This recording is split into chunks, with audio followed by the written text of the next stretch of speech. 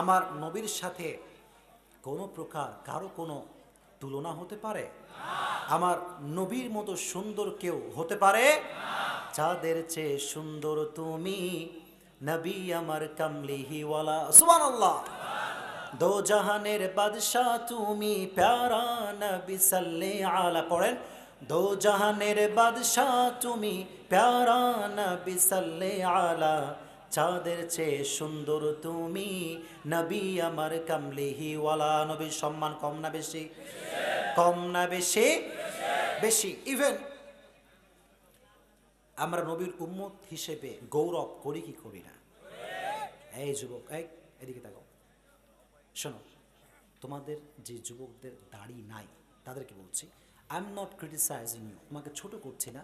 শোনো, দাড়ি যেই যুবকের নাই সে হতে পারে নবীজির উম্মত, কিন্তু নবীজির শাফাত সে পাবে না। ঠিক কিনা বললেন না? যে ভাই, আমি বলতেছি, আমি হুজুর, কথার কথা বোঝেন। দাড়ি ক্লিন শিপ মারলাম, একটা জিন্সের প্যান্ট পরলাম টাকনুর নিচে, আদৌ কি আমার ওয়াজ কেউ শুনবে? তুমি মুসলমান ঘরের সন্তান দাবি করলা, আর দাড়ি কেন কাটলা? কেন দাড়ি কাটলা? আচ্ছা, কোন মেয়ের জন্য কাটলা ভাই? তুমি কোন মেয়ের জন্য?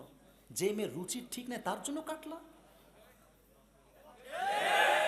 শোনো শোনো, ছোট্ট একটা কথা বলি।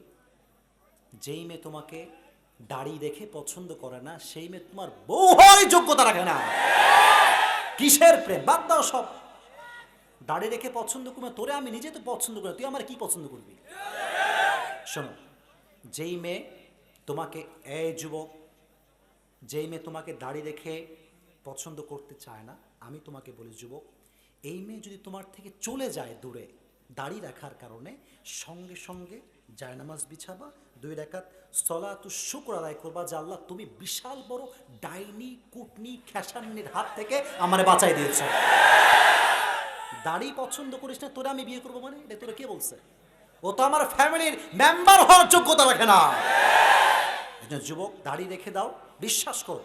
আচ্ছা তোমরাই বলো আমারে, সিরাজগঞ্জের মানুষ, কলেজের টুকরা মানুষ, দাড়ি রেখে মনে হয় আমাকে খুব খারাপ লাগতেছে মনে হয়, আমাকে খুব অসুন্দর লাগতেছে মনে হয়?